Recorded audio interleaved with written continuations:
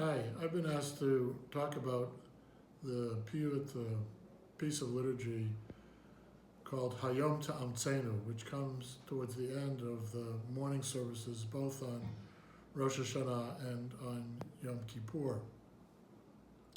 And as you may know from that opening word, it's all about today. Hayom Ta'amtzenu, Hayom Tvarchenu, a series of asking for blessings, to which the response is Amen. And so I wanted to go over this piyut, this piece of liturgy, which is relatively brief in the scale of high holiday piyutim, poetry, but to talk about how each line seems significant. So the first is Hayom Ta'amtzenu. Today, give us courage and strength. That word Ta'amtzenu is like imutz lev, strengthening of heart, and it has a particular resonance with high holidays because the last verse in Psalm 27, the psalm we say throughout the month of Elul in this time period, ends in a very interesting way. The verse ends with this expression of imutz lev, of strengthening the heart.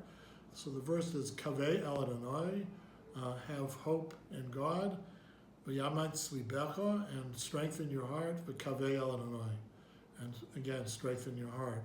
And so it's an interesting verse that at the beginning and the end are about hope, and they frame this strengthening of heart.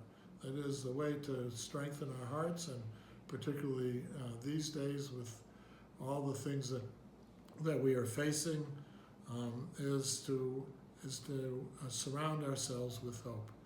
The second is Hayom Tvarchenu. Today, give us blessing, and usually people think of that as meaning, well, we should get lots of good things in our lives. But if we think of the way God speaks to Abraham right at the beginning of his journey, is when he's told to go forth, it says, go on this journey, v'heyeh bracha.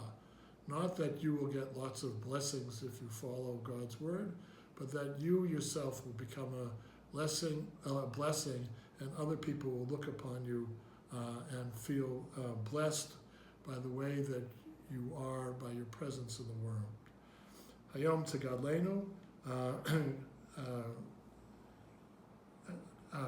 Here translated, give us goodness, but I think it also is gadol, to be great, and it recognizes that each of us, each human being has a potential to, if not be great, but to do good things, to do even great things in the world.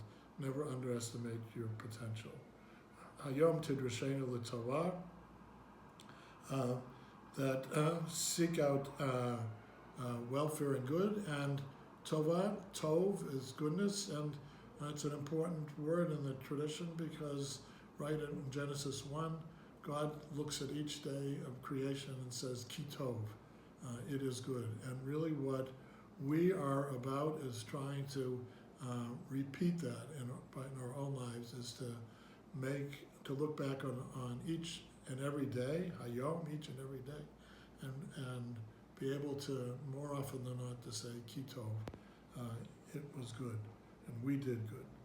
Hayom Tovenu l'chaim tovim, may we be written in for life, again, a life of what's the life we want, the life of tov, of goodness. Hayom Tishma Shavatenu, today hear our cry, because really what we want is to feel heard, and connected. And what we often experience is not just existential aloneness, but a sense of existential unknownness, that what we really want is to be known by others, to be in relationship, particularly in this time of social isolation. Hayom T'kabel Barachamim Ratzon et Tfilatenu, and accept with mercy and ratzon our prayer, our wishes, our our hopes. And as it says in Psalm 145, but God says, "Potech itedecha," we want God to open God's hand, and to satisfy everyone with ratzon, not again with lots of things, lots of food, lots of valuable, expensive things, but the will to live a life that is full and that is full of blessing. And then particularly striking is the last line this year, Hayom titmechenu bimin tzidkecha. May your right hand keep us safe. I think and this year particularly we are feeling perhaps more vulnerable than ever before, and we wish each other to stay safe, and we want to be to feel that sense of being safe, surrounded by hope, surrounded by the potential of change and the potential for goodness. This theme of Hayom is threaded throughout the holiday. Another prayer that we say at the end of each of the sections of Malchiot, Zechronot, and Shofrot on Rosh Hashanah is Hayom Harat Olam. Today the world is born. And here this is the most universal Jewish holiday, Rosh Hashanah, where we celebrate the birthday of the world, and yet, of course, the only ones in the world who are celebrating are fellow Jews. And finally, there is a story in the Talmud and Sanhedrin 98a. One of the sages, Rabbi Yeshua ben Levi, asked Elijah, the prophet, when will the Messiah come? And Elijah tells him, well, go and ask the Messiah. And Rabbi Yeshua says, well, where can I find him? And he answers, well, he's at the gates of the town. And how will I recognize him? And you'll see that he's among the lepers, among the poor of the town. And he's sitting there waiting, I'll abbreviate the story a little bit, waiting for the moment to come, and so he's always ready to be there at a moment's notice. So Rabbi Yeshua goes up to the Messiah and says, peace be unto you, and Messiah responds in kind, and Rabbi Yeshua says, the question he really wants to ask is, when will you come? And the Messiah answers, today. Rabbi Yeshua returns to Elijah, who asks, well, what happened? How did it go?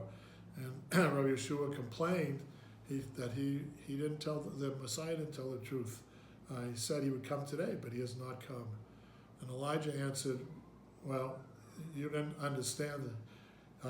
And he quotes a verse from Psalm, a verse actually that we say every Friday night. Hayom im bekolot tishma'u.